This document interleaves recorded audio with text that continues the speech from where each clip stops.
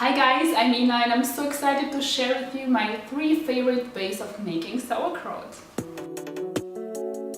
I made recipe videos on how to make salt-free kimchi and sauerkraut a couple of years ago. It's been so long and the way I'm making it changed a lot. I came up with a couple of new favorite recipes.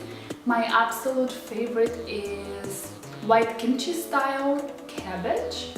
My husband Stefan, he loves carrots, so his favorite sauerkraut is basically pickled carrots with a little bit of cabbage. And our both favorite is dill pickles style sauerkraut. It's how I would make and how I would wanna pickles to taste, but with sauerkraut it's easier and faster than making dill pickles actually. So many people eat sauerkraut for its probiotic benefits. I don't do that. I don't believe I need extra probiotics in my raw vegan diet from sauerkraut. Fresh cabbage already has probiotics, and I don't eat store-bought sauerkraut at all because it's loaded with salt, and salt has been linked to stomach cancer. I'm gonna leave you a link to studies down below if you want to check it out. So that's why I'm not buying pre-made sauerkraut, and if I make my own I use no salt or minimum salt. In my last video I didn't use salt at all, and out of 5 times me making sauerkraut I would use salt maybe once, and 4 times I would make it without. All the recipes today I'm gonna share with you are made with a little bit of salt, but you can leave it out. I find it a little bit easier to make sauerkraut with a tiny amount of salt. The taste is more like regular sauerkraut. If you pickle sauerkraut without salt, it turns sour easier and the taste is a little bit different. I think it's a little bit harder. You have to work cleaner to wash everything really properly, otherwise the cabbage will not be able to fight all the bacteria you get in there without the additional salt. Let's get started with the easiest dill pickle style sauerkraut.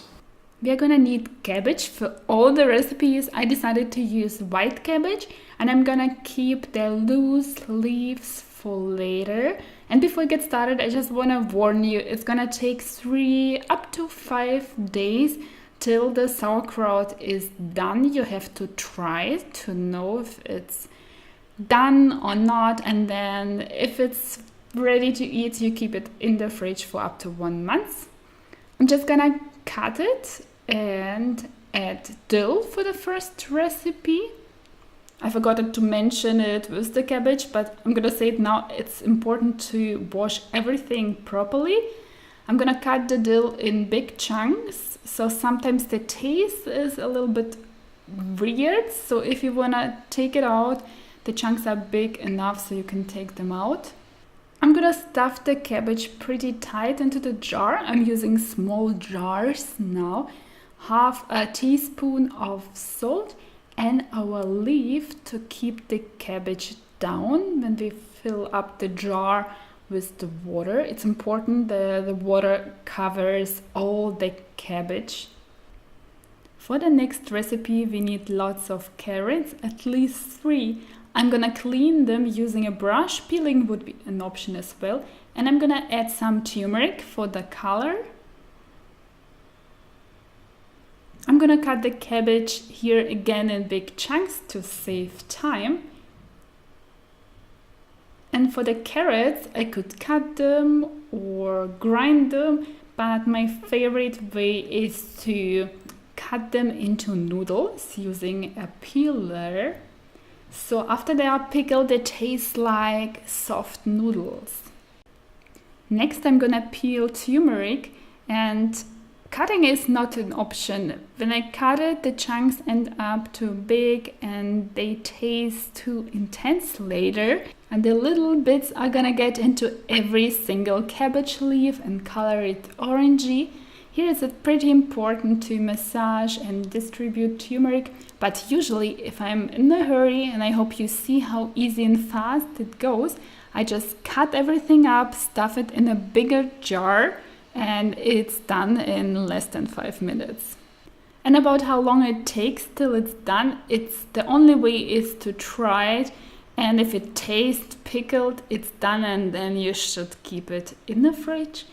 For the last recipe, we're gonna need ginger, leek, black radish, and daikon radish, and garlic. I'm gonna wash the leek first. It's important to make sure there is no dirt in between the leaves. And the garlic, I'm just gonna cut it into big chunks so no one bites on it later. I only peel the part of the ginger that I'm gonna grind. I don't need that much for this recipe. Ginger is pretty intense. And the radishes I'm gonna cut into small match-sized pieces. Quickly combine everything. And I'm gonna stuff it again into the jar. And before you put your sauerkraut in the fridge, you keep it at room temperature. The warmer it is in your kitchen, the faster the fermentation is gonna happen. So keep your eye on the sauerkraut. Make sure the water covers all the cabbage. In my older videos and recipes, I always told that you need kind of a mesh lid, something that lets the air into the jar. From trying to make sauerkraut for years now, I find that the regular lid that comes with a jar, just a screw-on lid, works just perfectly fine. I try not to screw it on too tight, just normal, and it will let some air in, and when it starts to bubble and to ferment, water is gonna come out, so I always know there is an exchange of air and water going on in a jar, and it helps to prevent all the fruit flies from going in, which could happen with a meshed lid. So just a regular lid is perfect. You guys, I hope you try these recipes. If you do, please let me know how you like them. On my blog you will find all the recipes with replacements, adjustments, and a couple of more tips for the perfect sauerkraut. Check them out, the link is in the description below. And please let us know what your favorite ingredients are to add to sauerkraut. We will be glad to try out your suggestions.